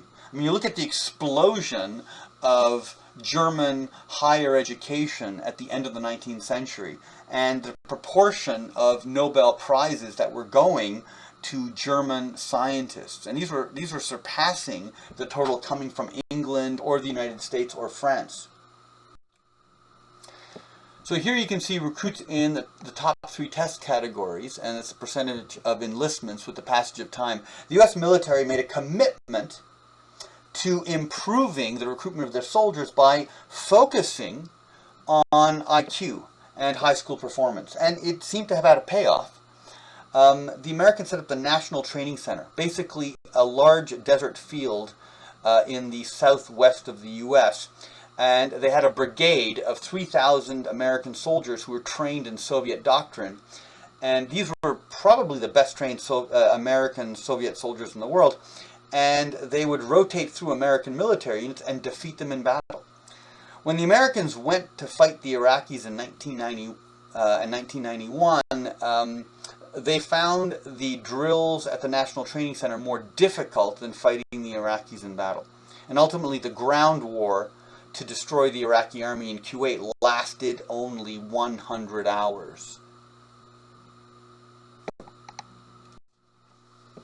We have here cultural trait number two, and that's the trait of the family type. So these are sociological categories. You have the absolute family type, which we associate with English states, and this is the nuclear family. You have the egalitarian nuclear families of Central Europe, and exogamous families of China, North India, and Eastern Europe, and all require that the offspring marry outside of the family and not to cousins. And thus you have soldiers that when they join the army, they don't have dependents, and they can serve the military freely, and hand over their identity to the regiment where they're serving. So the soldier would go off to war and commit themselves. And if they die, their parents will be sad, and their siblings will be sad, and their children might be sad. But there's no broader consequence for the family. There's no dependence. Typically, if they had children, then the state would provide a pension to his wife, or there'd be insurance. Now, for the rest of the world, there's a problem. Most humans on Earth, until very recently, engaged in cousin marriage. Now, why do people marry their cousin? They marry their cousin because when you live in a society where the state is corrupt or inefficient or provides no services, or the economy is so deficient that the government can't collect taxes, then the welfare of people depends on family support. And so you want to keep property in the family, whether it's land or business commerce. And so you marry cousins. You marry first, second, third cousins. You always keep the money in your small community. Now, a lot of these small communities are also defined by sectarianism. In other words, they're a particular religion or a particular subsect of a society. Now, cousin marriages are rational, and they're logical adaptations to an environment of an inefficient state. The powerful states of medieval Christian Europe and China took steps to destroy cousin marriage. The first to do it was Han Wuti. China was unified under Qin Shi Huangdi in 221 BC. And he took a feudal system, which had existed for 800 years, where you had princes, the Zhou princes, who had received tribute from other states. And the state of Qin eventually prevailed in a war and unified all of China and imposed a new system of central bureaucracy. You had government workers being located to other provinces to rule them. The Zhou princes had their lands dispossessed, and there was no longer tribute. So in a feudal system, you give a piece of land to someone who you trust. They make an oath of fealty to you, and then they have an obligation to send you cash and military service. In this new Chinese state, you had a bureaucracy which replaced that. And the people who are administrators are civil servants. They're not soldiers. They're long-term professionals. They don't come from that place.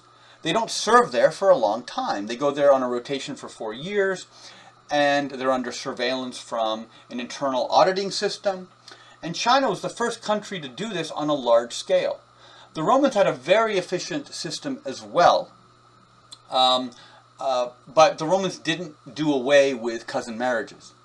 The Romans had quaestors and praetors and aediles that dealt with the laws, the financing, and the state procedures. That was in many ways more efficient than the Chinese bureaucracy, particularly for the collection of revenue. Because whereas the Chinese dynasties rarely last more than 250 years, the Roman dynasty, depending on how you measured it, either lasted 1,000 years or it lasted almost 2,000 years. Now, the solution for the Chinese after Qin Shi Huangdi's dynasty fell, because it was not sufficiently centralized, was a new dynasty called the Han Dynasty, which replaced Qin Shi Huangdi's son. And the Han Dynasty eventually developed under Han Wuti, the emperor. And he made an even more extremely centralized state. He created a state religion, which was a combination of Taoism, legalism, and Confucianism. And he marginalized all the other religions. He got rid of any vestige of feudalism that was left by Qin Shi Huangdi, and centralized the state and professionalized the bureaucracy even more. It created a system of common weights and measures. And one of the things that Han Wuti did was ban cousin marriages. So what the effect of this is it destroys the family or the clan or the tribe as an intermediary with the state. And what you end up with is an individual that confronts the state directly. So the state directly taxes the individual. and it empowers the state, and the individual depends on the state, and the individual gives their allegiance no longer to the family, clan, or tribe, but to this superorganization of the state. And suddenly the state can have soldiers, and the soldiers will fight for the state as if they were fighting for their family. The next development we have under Gregory III, a Pope of Europe, and Pope Leo IX, and they further extend this rule in Europe. They ban cousin marriage. And, you hear terms like the 7th degree and the 12th degree, and these are ecclesiastical laws about how many positions away you can be before you're marrying someone too close to you as a cousin, and then it becomes illegal, and the marriage won't be permitted. So, in Europe, the net effect was to make the papacy the largest landowner, because an increasing number of people when they died were atomized, isolated from their families, and this meant that when they died they left their property to the church. And by the High Middle Ages, 50% of all real estate in Europe was owned by the church. Now obviously this wasn't going to last, because secular rules asserted themselves, and by the time the church was in decline by the 30 Years' War, because they were not even invited at the peace negotiations of Treaty of Westphalia, cousin marriage reasserted itself rather aggressively, but really for the aristocracy. For the rest of the Chinese and the European population, no one remembered what tribe they were from, because the cousin marriages had destroyed the family unit. Now in some places like Italy, you had a reversion to reliance on the family where the state was weak. So this was an enormously important development. Societies that got rid of cousin marriage created states that had militaries that became highly efficient. Traditional societies that had cousin marriage could never create soldiers that cared about their society. When I was in Egypt, I would frequently ask citizens what did they think of their military service, and they said they liked the idea of Egypt and its ancient history and the pyramids, but they didn't like the leaders of Egypt. They didn't like the Egyptian army, and they sure as hell were not going to die for Egypt. They would die for their family. So the typical Egyptian male would grow up with his mother and father and have to take care of them. And then at some point that young boy would become a man, get a wife and kids, and start a life of his own, but he'd bring his parents along with him. In other words, this child would permanently have dependents. He would either live with his mother and father and have to help them, or he'd be living with his wife and kids and his parents and have to take care of them. So when the Egyptian male is recruited into the Egyptian army, he has a problem, which is if he dies, he's no longer able to take care of his family. And so he didn't want to fight. He didn't want to sacrifice, especially if the Egyptian army abused him, didn't take care of him, and risked his life. So this is a similar problem with the First Nations of North America.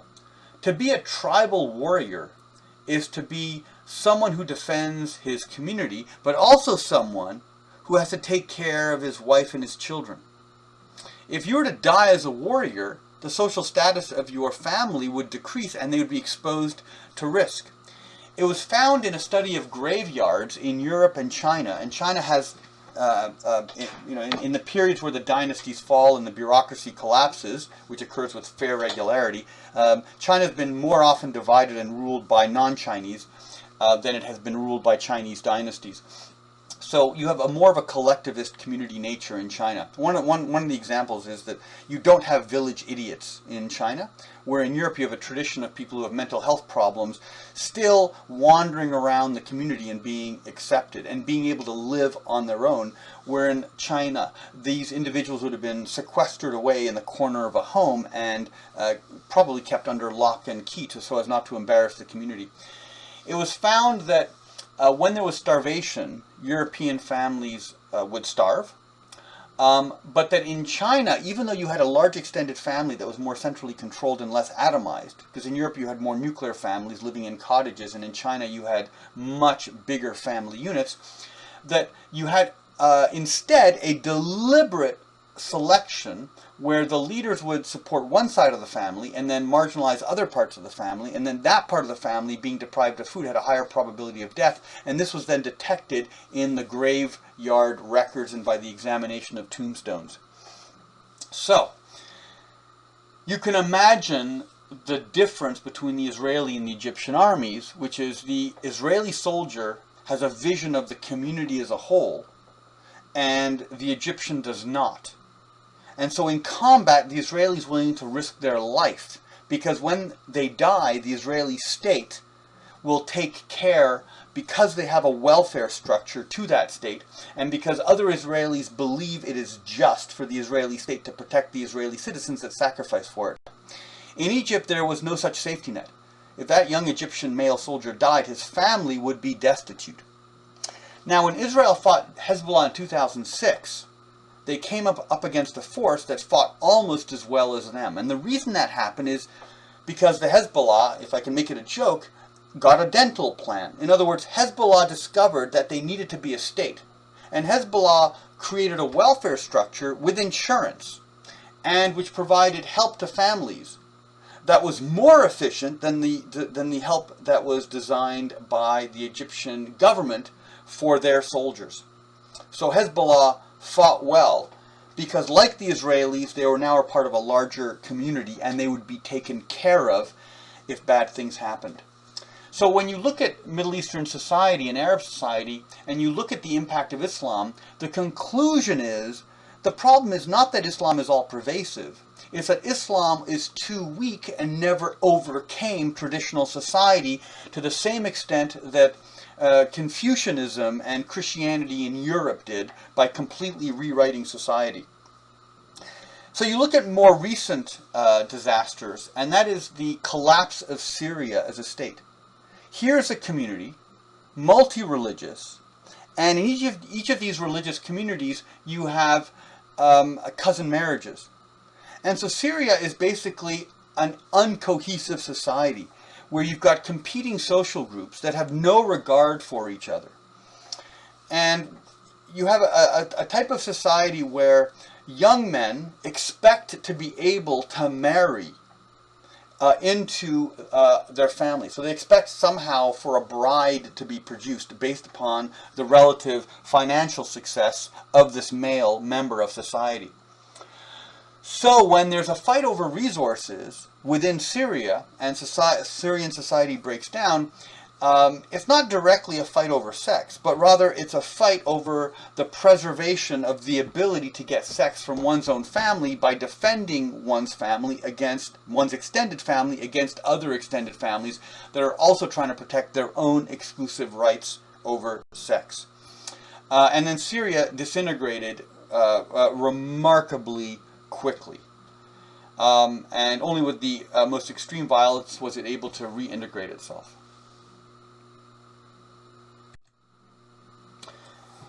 A third cultural trait is the family type of primogeniture. Now, primogeniture is crucial for combat performance. The idea that the first son is going to inherit the property. Because this leaves the other sons free to leave the family and join the military without having to take care of their parents, without the dependence of having to take care of their parents.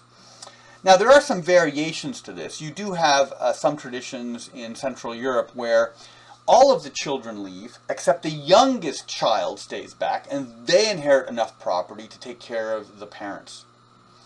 Now, this might be a part of a European tradition where you've got these forests that have not yet been chopped down, probably on the North European plain, and so there was always more room to travel to. And so the availability of land meant that the populations could constantly travel. And in 1500, when it was discovered that ships could go to India, and ships could go to Indonesia and Africa, and then North America was discovered, that movement of people never stopped. And so you never had the creation of large extended families hemmed in within a certain geographic area. You had the constant movement of people to virgin land, whether peopled by prior people or not, and the imposition of, or an extension of, the European culture. Now, in states with extended families, but which don't have a viable welfare state structure, sons are responsible for their parents until they get married, and then they're responsible for their new family. And so, as with the Egyptian case, they're never completely free to join the army, and operate without anxiety that their death is going to have a problem. Now, there's no surprise that the Japanese military is built on a society which also has primogeniture. In other words, one son gets the property, and then all the other sons must find their own way in the clergy, in the military, in commerce, or with a much smaller plot of land. Here you can see primogeniture, where it dominates, and where you've got partible inheritance predominance and mixed customs. The original Salian Franks had a tradition where they would split the property evenly among all the children, but this was eventually on the higher political level phased out because it led to the constant building and then disintegration of monarchies, and this is what happened with Charlemagne and his sons.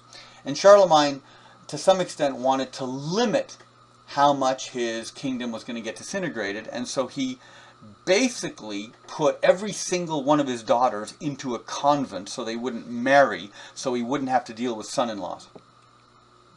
Nevertheless, his kingdom got split into three.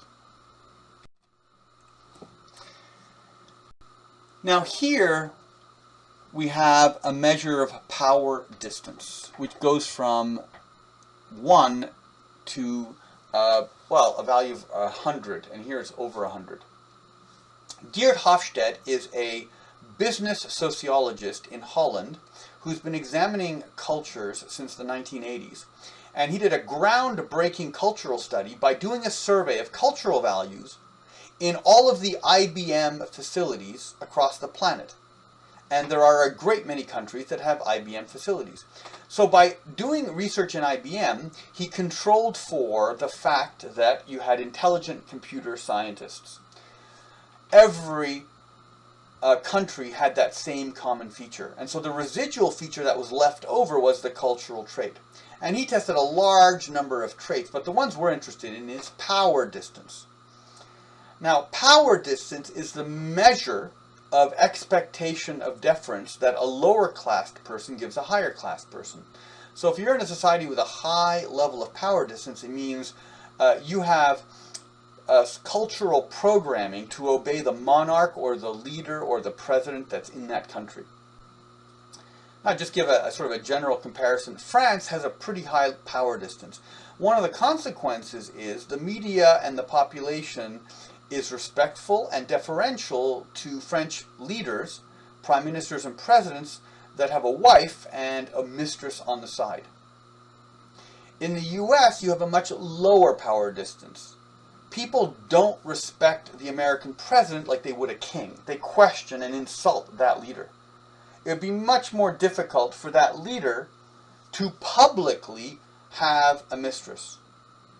So John F. Kennedy had to spend a significant amount of effort, as did Bill Clinton, hiding their extracurricular activities. So you can see on the bottom end, you've got Israel at 13 power distance. So, it's common for Israelis to argue about everything and to completely disrespect authority. But at the moment of threat, they then work cohesively in combat. So having a low power distance doesn't mean you have an instant civil war. It doesn't mean you can't have leadership. It means that leader is chosen by the people and has to be worthy of the people and can't be imposed easily on the people.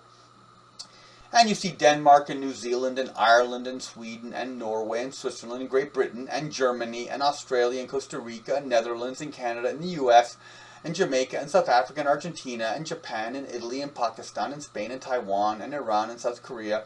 And you can see definitely we're looking in the group of countries that militarily perform very well.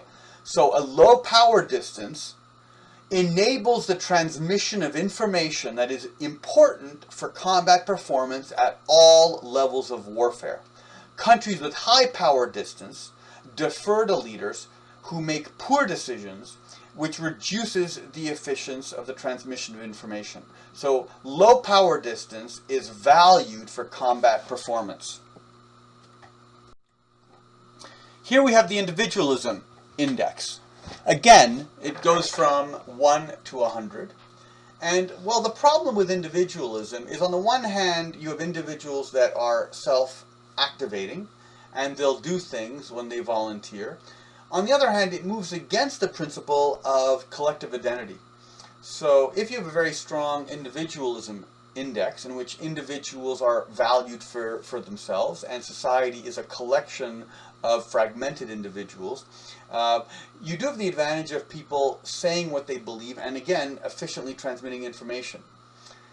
The irony is the last 100 years or 200 years in Europe has generally been the fear of the collapse of social values in Western culture caused by the availability of the birth control pill, the decline of religion, allowing women to have employment, equity.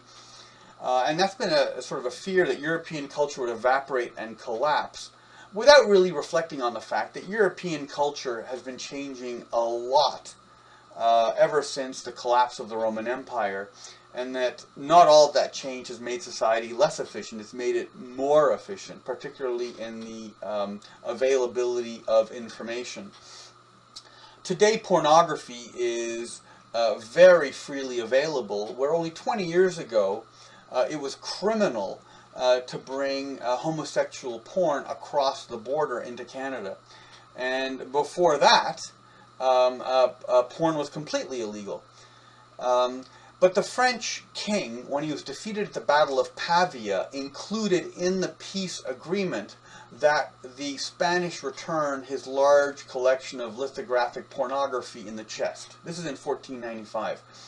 So many of the things that we have today in our society are really just a massification of what was prior to that an elite privilege held by a small cultural elite. And you see the same in developing countries today, particularly Muslim countries, where there's a hierarchy in who can drink alcohol and who cannot. So in countries like Pakistan, the military elite, for the most part, have free access to alcohol, where it's less available to the middle class of the population.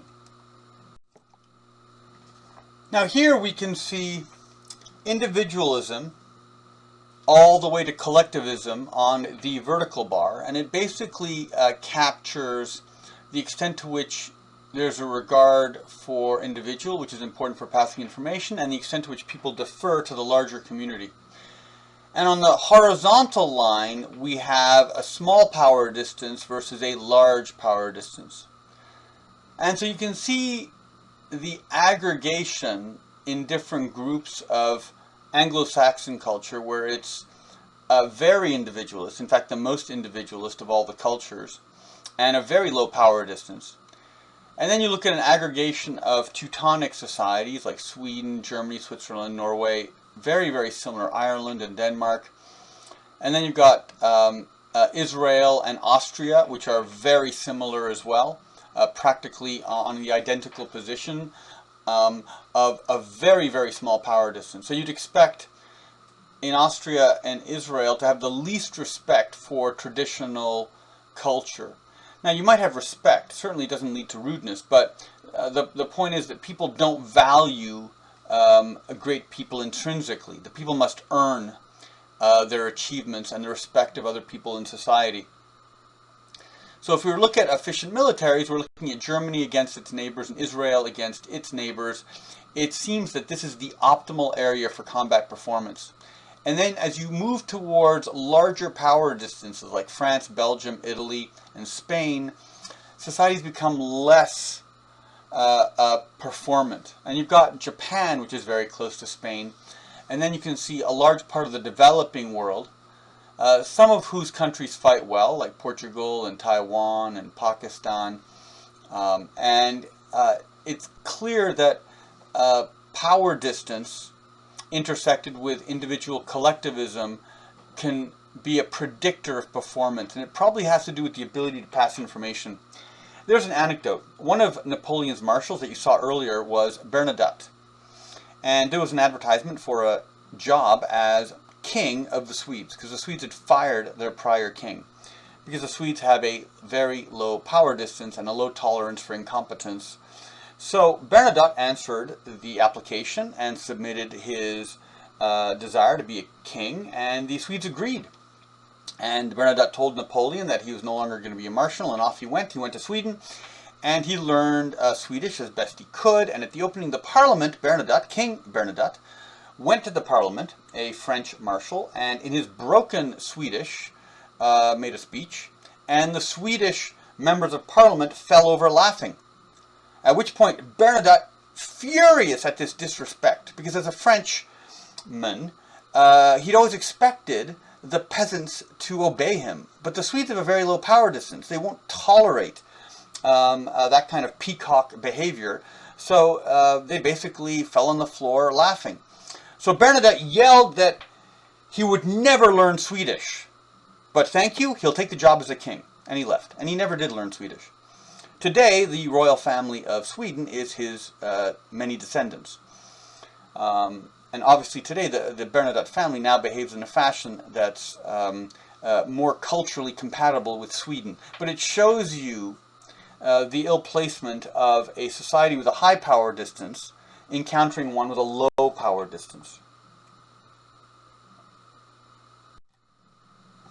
So we come up to the big question, which is how durable is social culture? Stephen Peter Rosen has argued that South Asian military performance is related to the failure of military organizations from insulating Indian culture from the military. Therefore, Indian culture is bad for military performance.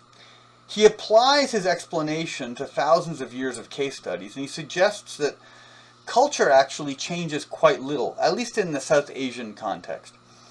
Now, the British managed to manufacture high-performance Indian units, ones that performed against the German military in the North African campaign of the Second World War, units that defeated the Ottoman in the Middle East in the First World War, units that defeated the Japanese in Burma in the Second World War. And the British did this when recruiting non-warlike communities like the Maharashtrians and the Bengalis by organizationally disciplining them and isolating them from their culture through the cantonment system. Now, there are exceptions. The Sikhs are essentially Punjabis and Jats from that region who transformed from a passive Hindu community into militant Hindus operating against the prevailing Muslim strength in the Punjab. So social transformation is possible. It does occur. It doesn't occur on a large scale, and it's not entirely clear why in the Punjab the Sikhs were able to evolve.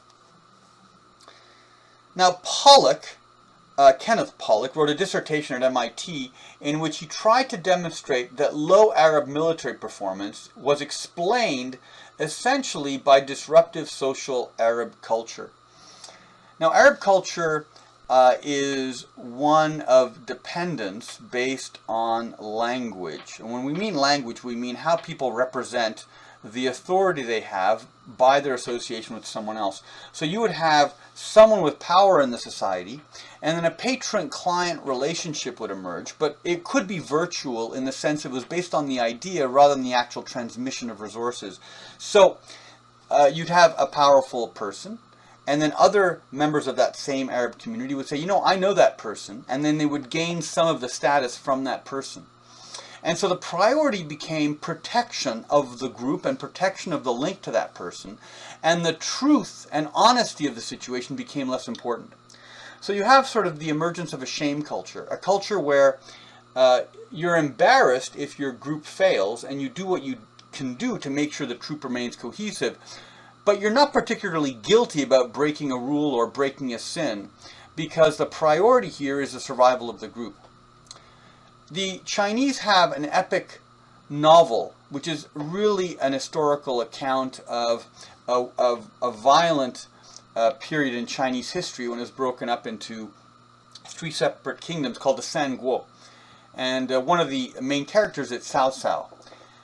If you, as a Westerner, were to read this book, it is very disorienting because you have three separate factions, and they're all completely equivalent, and there is no moral judgment. And you're trying to look for who is the good guy, who's the bad guy, in a Chinese context where there's no such thing as good or bad morally. These individuals are equivalent, they're different, and they're fighting for the indivisible power of being the single leader of all of China. And so not all cultures have this distinction. Culture is complex. Now the fifth case is, in 1942, the U.S. formed the 100th Infantry 442nd Regimental Combat Team, composed of Nisei, or American-born Japanese, which went on to become the most decorated unit of the U.S. Army in the European theater of the Second World War. They were highly disciplined and fanatical and displayed behavior similar to Japanese soldiers in the Pacific.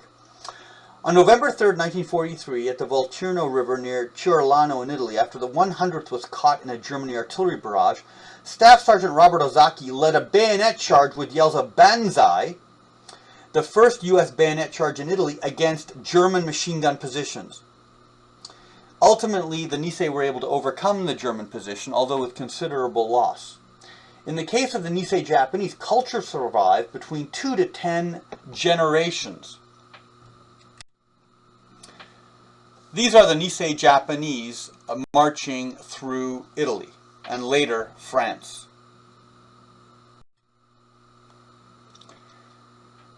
Now we have, in case 6, Italian Americans. And, they've resisted complete assimilation. And yet, in warfare, they've significantly outperformed their Italian soldier opponents in combat, particularly in the U.S. Invasion of Italy. There was actually no thought given by the American government to the loyalty of the Italians. They were certain they were going to be loyal Americans, and they ultimately were. The Sicilians were not loyal Italians. The political leadership under Carlo Gerrovasini, the head of the mafia in Italy, actually proposed that Italy join the U.S. as one of its dependencies, which was, of course, refused. So this suggests that performance may increase despite the absence of cultural change. A counter case also is the Sella Scouts. The most successful unit in defending the white Rhodesian regime in the 1970s was the 700-man Sella Scouts. Although they accounted for less than 5% of the total Rhodesian army personnel, they killed more insurgents than the entire rest of the Rhodesian army combined. They were also the only unit in the Rhodesian army that was over 50% African. Now, they were mainly Metabele, which were a minority African community that later on was targeted by the victorious ZANU and ZAPU organizations in 1980. Now, we also come up to the question of combat motivation. African Americans in the United States, when they were sent in segregated units to Europe in the First World War, were reluctantly brought by the U.S. military, and these units served instead in the French military. In the service of the French military, the African American units ended up being among the most highly decorated units of the First World War, and were among the first units to enter into Germany proper following offensives from France into Germany. These individuals fought because they wanted to demonstrate to the fellow Americans that they were worthwhile citizens that could contribute to society at the moment of its greatest danger. But they returned to a society that wanted to completely suppress them, and they were acts of violence suppressing the African Americans because Americans who lived in communities where they wanted to continue to suppress African Americans were afraid that you had thousands of African Americans trained to resist oppression. And this led to a cultural shift. Now, there were extenuating circumstances. The construction of American highways destroyed many of the prosperous African American communities located on the periphery of large American cities. And this had a social impact, increasing poverty, destroying the African American family. And in the Second World War, African American units, the 93rd and the 94th Infantry Divisions, and African American divisions deployed in the Battle of the Bulge and in the Pacific generally performed very poorly. The Germans, when they started their offensive in the Ardennes, plowed through 2 African American divisions with very little resistance. and many of the African Americans were made prisoners of war and fought far worse than other non-African American units. Again, these units were segregated. In the Pacific, there was a similar problem. In the United States itself proper, there were violent disputes in both Chicago and in California in which African Americans used as stevedores for the Navy were either deployed in such a fashion that they were exposed to risk. There were violent explosions in several cases where ordnance exploded and African Americans were killed in fairly large numbers, and this then led to strikes against the military authorities. So here you have an African American culture which shifts from a level of high motivation to a level of low motivation because of the resistance of mainstream American society to integrate them as meaningful contributors and citizens.